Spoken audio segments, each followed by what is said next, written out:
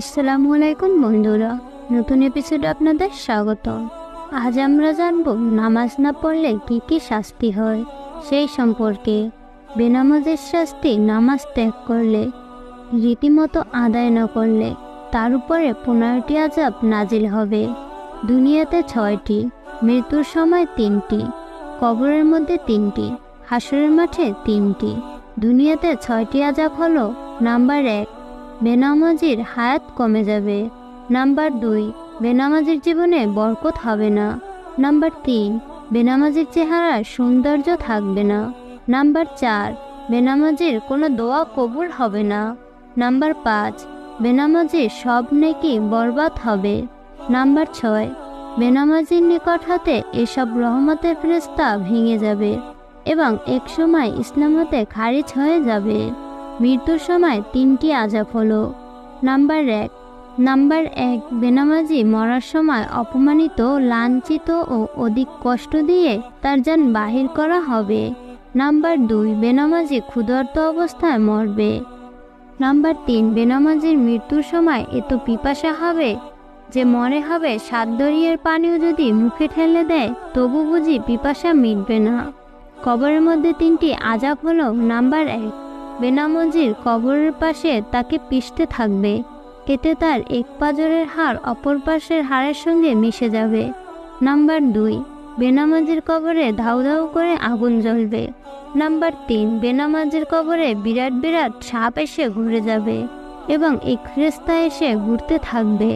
হাসরের মাঠে 3টি আযাব হলো: নাম্বার 1, বেনামাজিকে আল্লাহ পাক গজবের শিকল মারতে থাকবেন এবং নাম্বার 2, 30,000 বছরের পুলসিরাতের রাস্তা ছুরির চেয়েও ধারালো, চুলের চেয়েও চিকন, রাতের চেয়েও অন্ধকার। বেনামাজিরা যখন সেই পুলের উপর পা রাখবে সঙ্গে সঙ্গে পা কেটে টুকরো টুকরো হয়ে যাবে। নাম্বার 3, বেনামাজের জন্য ওয়াইল নামক গজব ঠিক করে রেখেছেন। ফেরেশতা কিয়ামতের দিন 2 চোখ ফেলে আযাব দিবেন। দুনিয়ার বেনামাজিকে বলা হবে, কেন নামাজ পড়নি? সে বলবে, ব্যস্ততার জন্য সময় পাইনি। বলা হবে, সুলাইমান আলাইহিস সালাম সারা বিশ্বের রাজত্ব পেয়েও কোনোদিন নামাজ ছাড়েনি। তুমি মিথ্যা ওজর করছো। হে ফেরেশতারা, ওকে জাহান্নামে নিয়ে যাও। আরেকজনকে বলবে, তুমি কেন নামাজ পড়নি? তিনি বলবেন, রোগের জ্বালায় নামাজ পড়তে পারিনি। বলা হবে, আইয়ুব আলাইহিস সালামকে 18 বৎসর পোকায় খেয়েছে, তবু সে নামাজ ছাড়েনি। তুমি মিথ্যা ওজর করছো। হে ফেরেশতারা, তাকে জাহান্নামে নিয়ে যাও। আরেকজন বলবে, সন্তান অনেক ছিল, তাদের সেবায় ব্যস্ত ছিলাম।